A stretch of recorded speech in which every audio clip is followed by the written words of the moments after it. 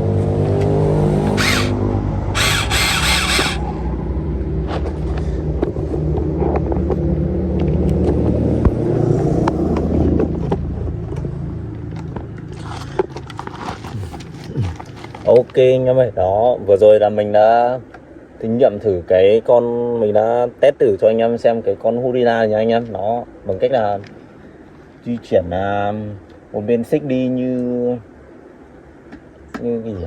Như cái máy đào của bên người ta, bên nước ngoài họ thí nghiệm đó anh em. Nó đã đi một bên để thăng bằng máy đó, nhưng mà rất là khó anh em ạ. Nếu mà anh em không có kỹ thuật gọi là lái máy thì anh em không thể đi được đâu nha anh em. Đó, xích của nó sẽ bị trượt nha anh em. Đó, ok. Về con Hurina này thì khỏi bàn rồi anh em ạ, siêu khỏe luôn anh em ơi. Nó con này chơi siêu khỏe luôn anh em. Nó không lo hết pin luôn. Đó, bao test anh em ơi. Cầu cái thứ bằng kim loại nha anh em. Đó, ok anh em, tuyệt vời luôn. Hẹn gặp lại anh em vào video tiếp theo nha anh em ơi. Ok, cảm ơn anh em rất là nhiều.